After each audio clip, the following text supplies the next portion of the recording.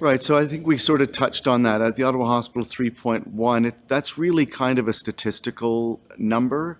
I think that when people have a PSA over 3.1 and it's not any higher than, say, 4.5, they're probably okay, but maybe it's a bit of a flag. PSA under 3.1, generally okay. I think you're smarter to go by the age referenced guidelines that we talked about.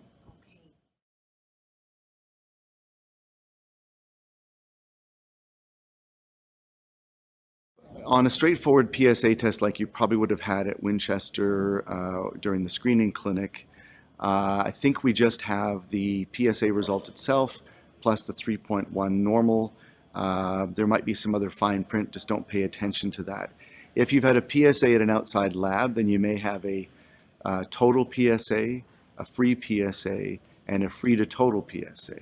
So the numbers that are important on that are the total and then the free to total. So if your PSA is a little higher than what I've suggested in earlier, then you look to the free to total. And if the free to total is under 0.10, then you should be assessed, or at least have a repeat done. If your free to total is over 0.2, you're probably safe, and your PSA elevation is more likely to be due to benign enlargement. If it's between that, it's kind of a gray zone. If you have a very low PSA, let's say it's like 2 or 1, then the free to total will not really be interpretable. Sure. So if you have PSAs done over a longer period of time, preferably, at least one repeat, and if not, you might have 3, 4, or 20 different PSAs over time. We do look at the trend. It probably is important. It might be the least important of all the factors we've talked about, but it's still, there are cases where it's more than what we expect. So if your PSA has doubled within a year, then I think you should be assessed. That's a general guideline.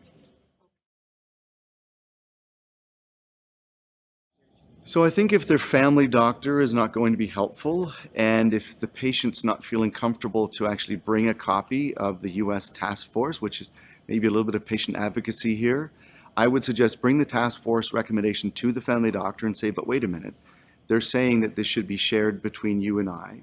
And then if they're still getting blocked out by their family doctor, then I think they should go to their local prostate cancer association, the PCCN group. That there's one in Winchester, there's one in Ottawa. I think that would cover most of these men. They can help.